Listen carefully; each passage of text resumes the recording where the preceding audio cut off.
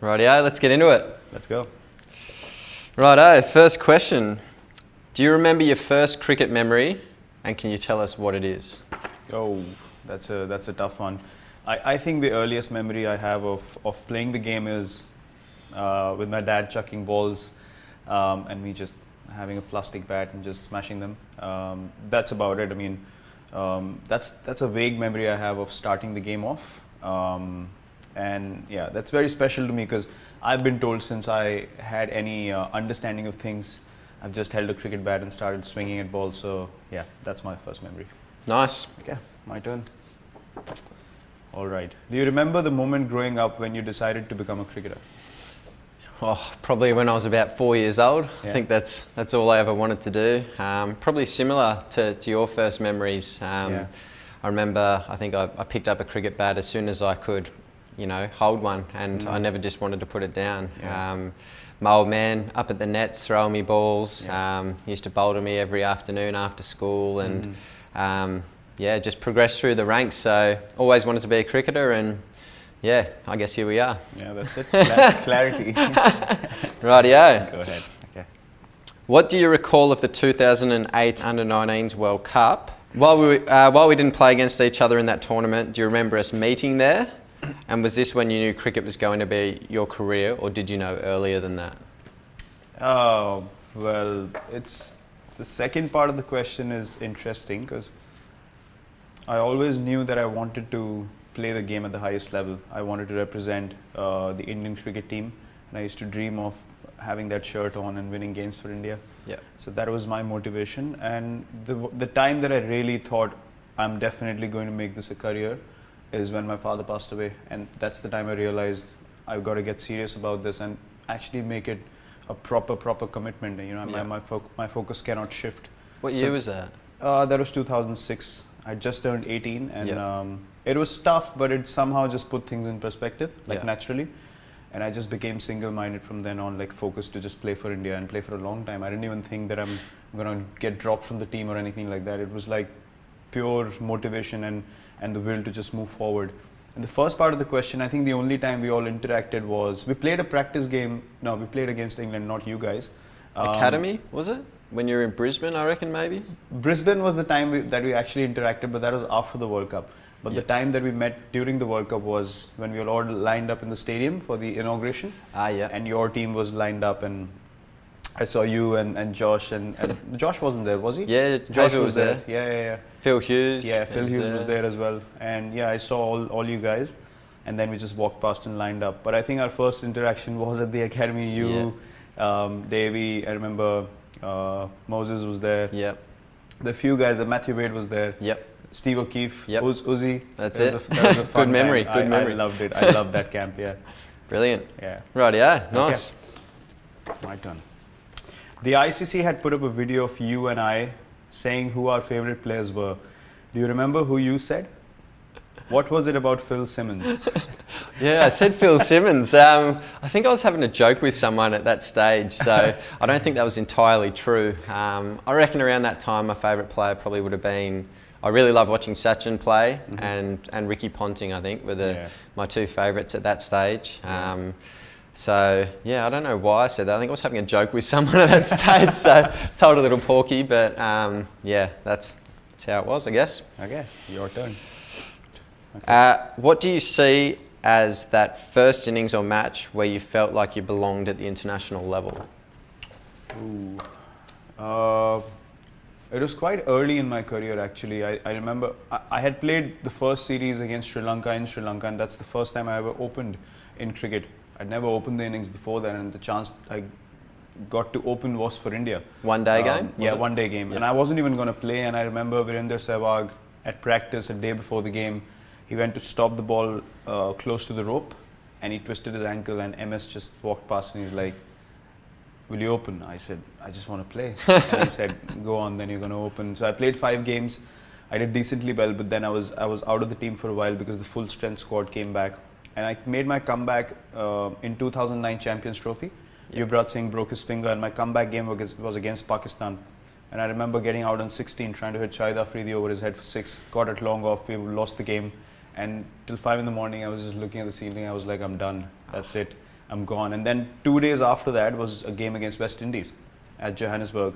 Fresh pitch, and Kemar Roach had just come in, and I thought, okay, let's go. This is my chance. It's not the full strength West Indies squad, and I can really get some runs here.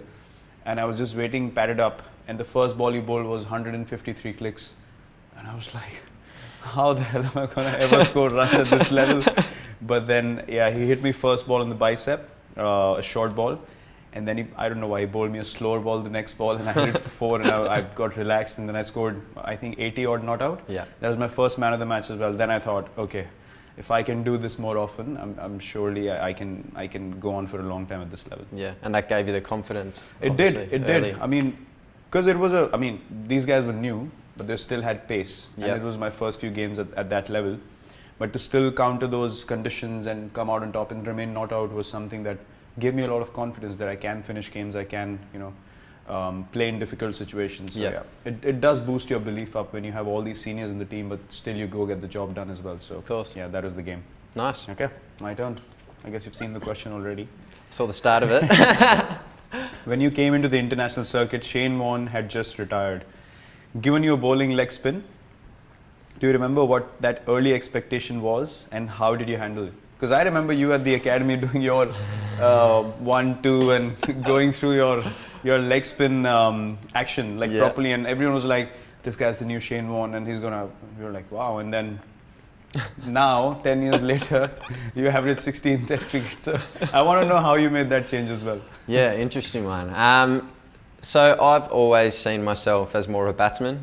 From the start? From the start. As a kid growing up, I always batted, but bowled as well, because I wanted to be involved in the game as much as possible. Yeah. So I bowled quick until I was about 14 or 15, then started bowling spin at that stage.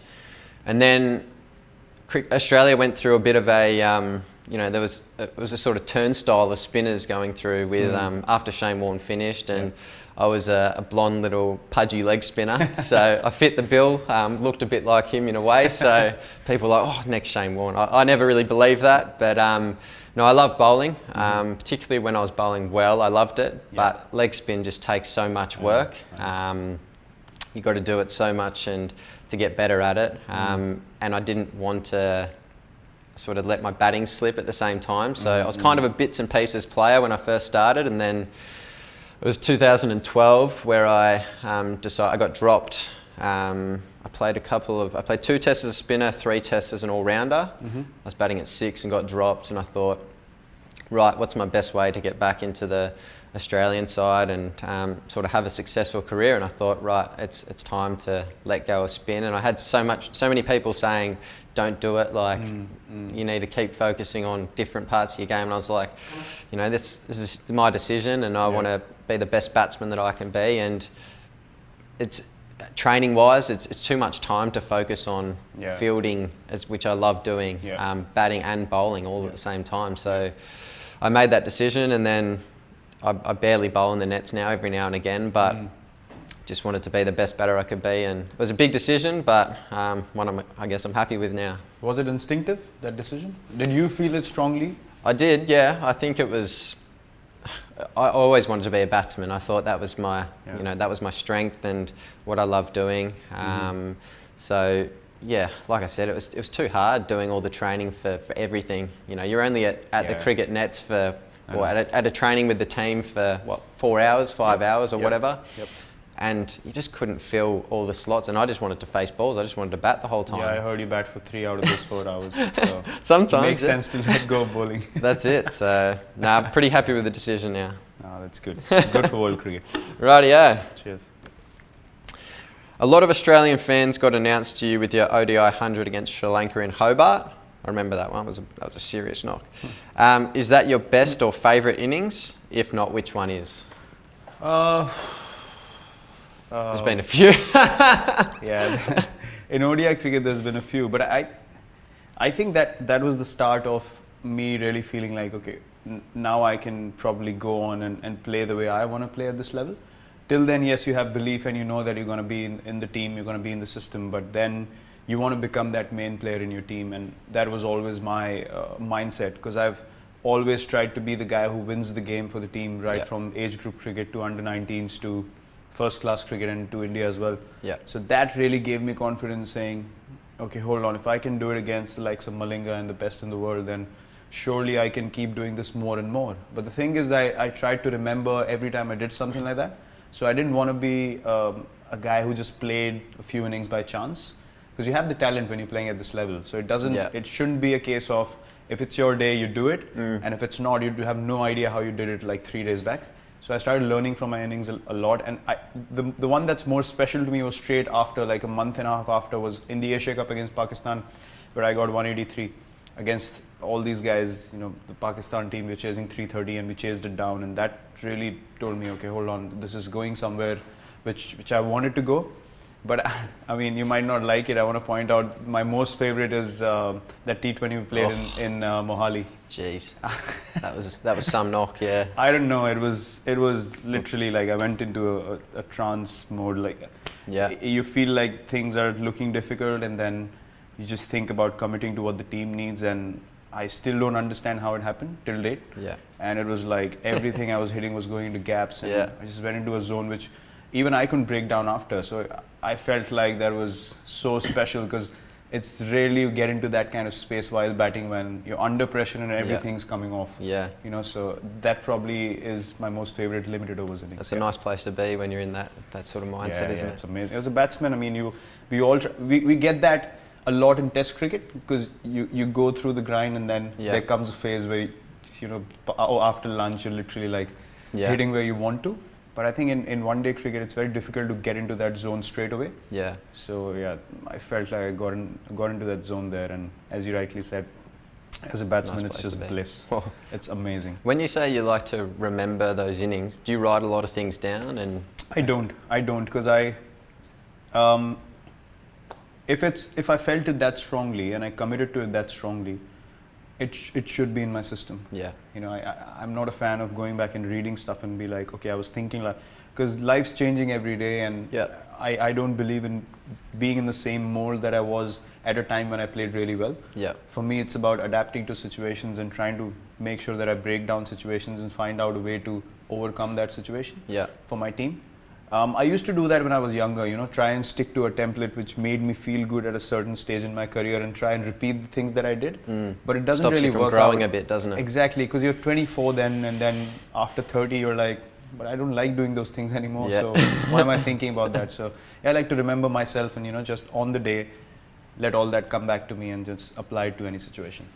Nice way to be. Yeah, cheers. Good. Okay, my turn. Many people would say that the 100 you scored versus England in Perth in 2013 announced you to the Aussie fans. Do you agree? And the second part is, and looking back now, do you still wonder how you did it given you changed your technique mid-innings? What was that? Yeah, I remember the 100. I don't know if that was, for me personally, I think my 100 at Centurion against South Africa was where I felt as though I belonged. Was that the same year?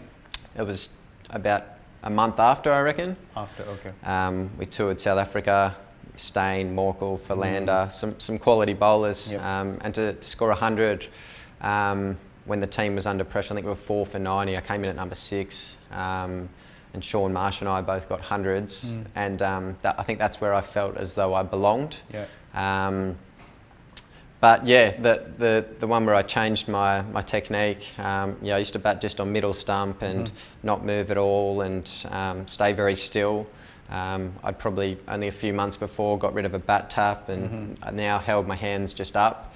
But they were bowling some shorter stuff, and I was struggling to get out of the way of it, Broad and Stokes in particular. So I thought, geez, I need to get myself in a bit of a better position to one, play the pull shot, or two, get out of the way of the ball. So I thought, why don't I go to Midland leg and just go a bit back and across my stumps, get myself in a good position. And I started doing it, and they'd pitch a few up and I'd be able to get my weight through the ball, and when they bowled short I was getting in good positions and pulling well, and everything just sort of clicked into place. And that was the start of my prelim movement. It's got bigger and bigger over time, but yeah, that was the start of it, and yeah, sort of been doing it ever since. So it was just that one innings where I'd never practiced it in my life. I just had an instinctive thing to do it out in the middle, and yeah, it clicked into place. Yeah, it's always instinctive, isn't it? I mean, it happens to batsmen so much that you just think of, it almost comes to you, the message. It's like, do this with your game and things will get sorted out. And you try it on the morning of the game and then you're like, okay, let me go and have a bat with this, and boom, it's like pure. I never had anyone point out something drastic in my technique. It was always about self-realization and what I felt like I wanted to work on. Yeah. So was it similar for you? Like instinctively you felt like, I'm going to do this to get myself into better Yeah, position? it was. I think part of playing in different conditions and stuff, you have to adapt and play. You know, you can't play the same everywhere, I think. So I think you probably do the same. Just you adapt to what's in front of you and how you need to play. So for that, at that point in time, I felt getting in that position was going to be beneficial, but it was for a certain ball, but then everything just clicked into place. So when they bowled full, I was in good position to defend. I was leaving well. I knew where my off stump was. I could get my weight through the ball. So that was a big change for me. But yeah, of course, you've got to adapt to all different conditions, don't you? Correct. Rightio. Next one. In the 2014-15 series here in Australia, you and I both made 4 Test centuries each. Can you take us inside what it was like for you that series individually, and what it feels like for you to be in the zone or feeling like you're not going to get out? Well, it was interesting because so I visualize a lot, and I was preparing for that series because that was straight after that England tour of mine in 2014, and Australia is even bigger. And I knew things are not going to be easy because, you know, it's Test cricket at the highest level. I mean, playing in Australia is far more difficult than any other place because of the environment and the crowd getting behind you guys, and that's people don't realize how much of a challenge that is. Yeah. Like just the on-field stuff is still okay. Yeah. But then you have this whole crowd. They know exactly, you know, how to get into a batsman's head when you walk in, to get behind the bowler. These things can't be taught. So you understand that you're going in there against the whole stadium. So that was definitely something that I had to overcome. And then it's funny because I visualized for 2 months, and then we prepared so much to play the first test. And then I walk in, I think 4 balls before lunch, and Mitchell Johnson hit me first ball in the head. And I just stood there thinking, I prepared for 2.5 months, and the first ball hits me on the head. It's like, what the hell is going on? But then you either go fight or flight. I mean, I literally stood there. I was pissed off with myself that I prepared for so long. How can I not even get bat on ball or get out of the way? And then I was like, that's it. I want lunch to finish. And then I just told myself I'm going to start taking him on now. Yeah. Because he was probably in his best bowling form. Yeah. I mean, coming from that England Ashes and to South Africa, and you know, it was just blasting people away. And then I thought, if I don't stand up here and start taking him on, you can't stand and defend him all day because he's going to get you at some stage. You know, he can come back at any stage and start bowling bounces to you. Yeah. So I made a decision there that, okay, I'm going to be positive. I'm going to take the game forward, and let's see what happens. And yeah, that tour was very special for me. That really made me realize that, you know, I have the mental strength to keep bouncing back. Yeah. Because you can tend to sort of go down the spiral very quickly at the international level. And that told me that no, I can bounce back. I do have the mental strength. And then it was great because although we lost a couple of test matches, we drew 2 and we lost 2. We lost Brisbane, we lost Adelaide, and then we drew Sydney, and we drew Melbourne as well. So it was a nice series to be part of because the crowds were there, and you know, everyone loved watching that series. And then we were a young team. MS didn't play the first test. I remember leading and telling the guys, we're going to go for the target on day 5. Yep. Because there was no chance you're going to defend on that kind of pitch with Nathan. Good rough, wasn't there? Yeah, proper rough. So yeah, we just found out a bit about ourselves as a test side because we were number 7 at that stage. And that series onwards, we really started to go up the rankings and started believing that yes, we can compete, we can play well anywhere in the world. So yeah, personally for me, it was a very special series because I visualized something which came true. Yep. And that's always very satisfying as a batter. Of course. Yep. My turn. Okay. You also had great individual success against India away from home in 2017. I've heard you talk about the bubble you get into, even on some of those pitches in Pune and Ranchi. Were you still in that bubble at the time? Yeah, we were touching on it a bit before, weren't we? When you get in that space where, you know, you just feel, it's not invincible, but it's feel like everything you're doing is sort of working in your favour. You can hit the ball in a gap, and always a bit of luck involved, of course. I think I remember the Pune innings. I reckon a few of your boys dropped me, I reckon 4 or 5 times. I think I got 4 or 5 good 20s. But it's funny because when you're in that headspace, you do get dropped as well. Yep. Because you're so optimistic about how things are going to pan out. Yep. If you're nervous, you nick the first one and it's a blinder of a catch. So I understand. That's it. So no, it was, yeah, I was in a nice place. Just felt in a good place to go out and perform. And that first wicket in Pune was actually an unbelievable. I love playing cricket on those wickets. It's great fun when the ball's just spinning past your bat, and you know, not high scoring games. There's a challenge. It's a good contest between bat and ball. I think it was amazing. Yeah, to get in that space is what you're always, I guess, searching for. You know, we touched it before. It's a great place to be in, and when you can get in there and do it for long periods of time, then you hold yourself in good stead to score big runs. But yeah, I got in that space, I reckon, probably in Ranchi as well. That wicket was probably a bit better. I don't think it spun quite as much. To start off, maybe on the end of the game, I reckon. Yeah, but first innings that was a flat wicket, so you know, you got to cash in on those ones. But yeah, it was a good series. That I really love that series. Love playing in India. Obviously, it's a great place to play cricket. Yeah, it's passionate people. They love watching their cricket, especially when Australia comes in. It's always a series that everyone likes to watch. Similar to here as well. So yeah, it was good to watch you bat. I mean, not too much when you're playing against, but when you think back, yeah, it was a display of proper skill. Thanks, mate. Cheers. Your turn. Me. Yep. Rightio. What prompted you to approach the Indian crowd and ask them to stop booing me when we played our World Cup match? I appreciate that, by the way. I think I remember I sent you a message that night saying, mate, thanks for that. That was top class. So. Nah, no worries. Thanks. I mean, look, things happen on the field, and you know, you have your moments against opponents that you play, and then I mean, to me, there was an incident that happened, and you guys realized obviously what had happened, and you came back after a long time, having gone through everything that you had to. And I feel like in life, nothing can be that permanent that you carry that on for life. You know, people make mistakes and they learn from it. And I just felt like it's not fair to target an individual personally. That's what I felt in that moment, and instinctively I told them not to you know, boo you because you're fielding there for quite a bit. And then it was just instinctive, because as much as you play against each other, there's a human side to things as well. And at the end of the day, we're here chatting now. We do have a chat. I mean, a few times during the IPL as well. So there's always instances where you're going to keep meeting individuals. Yes, you're competitive on the field, but you don't want to go nasty as such, you know. So yeah, that is one of the things which I realized long term. Like, you do realize the importance of things from a larger perspective, and I felt like that wasn't right to do that in that moment. I appreciate that, mate. No worries. Thank you. Cheers. Okay.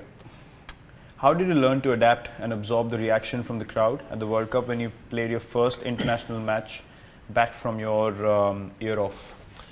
Yeah, I think for me, it's, you know, I love playing in front of crowds. It was actually really tough during, you know, IPL and stuff where there's no crowds and there's no one to, you almost go to another level because you feel like, you know, you're there to entertain people at the ground. Obviously there's people watching on television, but they're not creating the atmosphere as such at the ground. So for me, it's all, I just love the noise, regardless of what people are saying or doing. If it's negative towards me, it's just noise.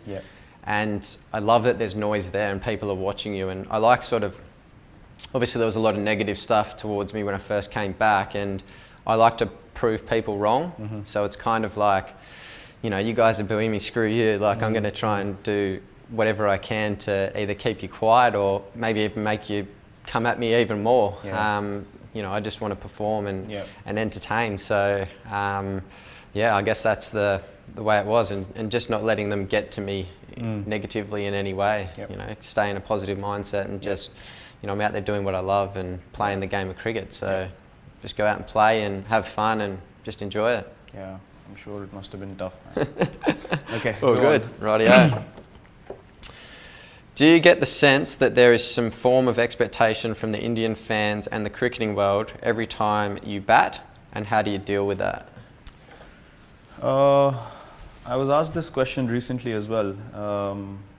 Look, you've been to India. You've seen the number of people that I mean, even just in the IPL, that get behind your particular franchise. Yeah. So imagine now that the whole fan base getting behind you as one. Yeah. I've always felt like if I focus on that too much, then I won't be able to play one ball, because then you're thinking of so many expectations. And there's a reason why they expect things from me, is because I can do good things on the field, which eventually give them happiness if we win. Yeah. So my job is to focus on the skill, and the after stuff will take care of itself. The result, the adulation or criticism, whatever from people is a later result. So I can't think of it while walking out of bat. But the instances where, you know, people give you demands like, you get a double hundred, okay, now we need a triple hundred, and you know, stuff like that. So you're walking into bat and there's like all kinds of demands while walking in, that you're going to do this on the field now, we want you to get 100 and stuff like that. So I used to get a bit bothered by it before, but now I walk in thinking, well, I'm in control of what I need to do till a certain level. So I'm going to put all my commitment and my work into trying to, you know, get the team into a better position and perform for my team so that the team can win. Yeah. But the expectations, the amount of fans that we have all over the world, not just in India. It's not humanly possible to focus on that. No chance. Focus on the job at hand. Absolutely. Okay. Last question. Who'll score the most runs, most wickets, and who will take more wickets, you or Marnus Labuschagne, if Tim Payne gives you the ball? Oh, from your team. Who will score the most runs? Yeah. Oh. I know you'd like to be that guy. But of course, of course. I don't know. Most wickets. Let's hope I don't bowl. If I bowl, you guys are playing some pretty good cricket, I reckon. But nah, look, I think it's going to be a great series. You know, I think we've got two really good pace attacks going at it, some quality batsmen, and obviously unfortunate you're only here for one test. But also credit to you for making that decision to go home and be with your wife for the birth of your first child. I think it's, you know, it's a milestone, and I'm sure you've had a lot of pressure to stay and play and stuff. But as you said before, we're human beings and have lives outside of cricket, and I'm sure you'd be kicking yourself if you miss the birth of your first child. So, make credit to you for that. Thank you. But yeah, I don't know, most runs, I'm not sure. We'll see. I think it's just going to be a great series. I'm looking forward to it. Yeah, I agree. Rightio. Finally, Virat, some predictions. Most wickets, most runs in this series, and will you retain the Border Gavaskar Trophy? We'd love to, because last time around it was a great series for us. I know you and David didn't play, but we still played against this bowling attack, which was as lethal as you've had in the last few years. Yeah. Continues to be the same, so that's definitely going to be a challenge that we would like to overcome, because we know exactly what to expect with your bowlers, and you know, with Starkey, Pat, Josh, and then Nathan Lyon bowling the way they have bowled in the past so many years. Yeah. So that's a challenge in itself. You and Davey, whenever he comes back into the series, makes the team stronger. So that's another challenge to overcome. But I think it's great for world cricket, because we won the series last time here, and now that you guys have even stronger squad, allows us to test ourselves again in these conditions and see how good we have been as a team over the last, you know, one and a half years or so. So yeah, look, most runs, I don't know. I mean, it could be anyone. I'm quite excited to see how Jinx goes, because I think he's someone who'll enjoy the responsibility of captaining when I'm away, and he's played well here in the past. He has played well, and I think it's his time to really step up, and I think he'll relish that opportunity. But the one guy I'm really looking forward to seeing bat here is Hanuma Vihari.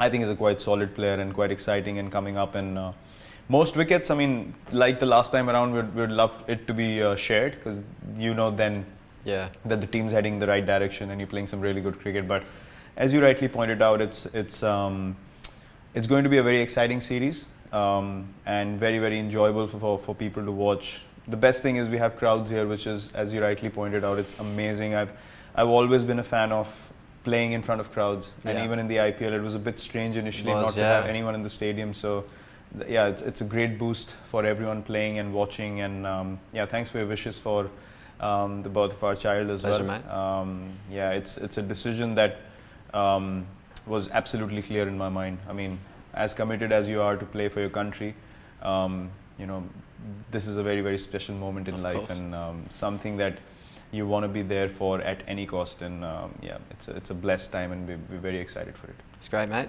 Rightio. Cheers. Thanks for having a chat, mate. Cheers. Brilliant.